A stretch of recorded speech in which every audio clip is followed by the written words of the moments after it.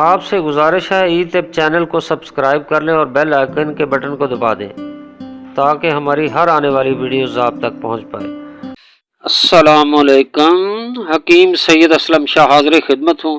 ناظرین، خواتین حیض کی مختلف بیماریوں کے علاج کے لیے ڈاکٹرز اور طبی علاج گاہوں میں رش لگا رہتا ہے اور علاج کے باوجود کوئی فائدہ حاصل نہیں ہوتا۔ حیض کی خرابیاں اکثر عورتوں میں پائی جاتی ہیں۔ ہماری بہن بیٹیاں اور تمام مستورات میں پائے جانے والے امراض احتباس طمس یعنی حیض کی بندش یا ماہواری کا رک رک کے آنا صحت کے لیے سخت نقصان دہ ہے۔ ایام حیض کی تکلیف برقرار رہنے سے عورت کا جسم بڑھنے لگتا ہے، یعنی موٹاپا شروع ہو جاتا ہے اور چہرے پر کیل، مہاسے، بدنما داغ، دھبے نمایاں ہونے لگتے ہیں۔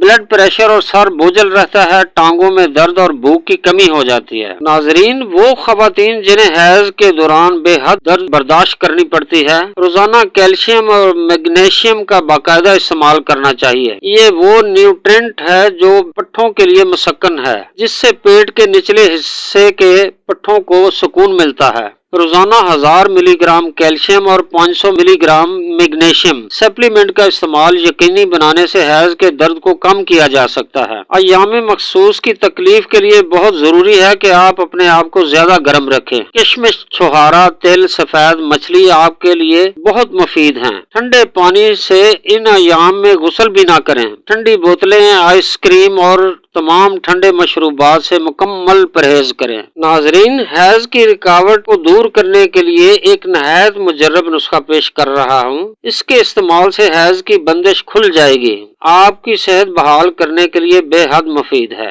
جی ناظرین، دیکھ بھی لیجئے اور نوٹ بھی کر لیجئے۔ اساروں ایک بوٹی ہے، ہر پنسار سٹور سے آسانی سے مل سکتی ہے۔ اساروں 60 گرام لے کر اچھی طرح باریک کر لیں اور پاؤڈر بنا لیں اور 500 ملی گرام کیپسول بھر لیں۔ ترکیب استعمال ہے: ایام حیض کے چند روز پہلے شروع کریں اور 2 کیپسول صبح و شام نیم گرم دودھ میں پرانا گڑ ملا لیں۔ جی ناظرین، ایام حیض کھل کر آنے پر دوا بند کر دیں۔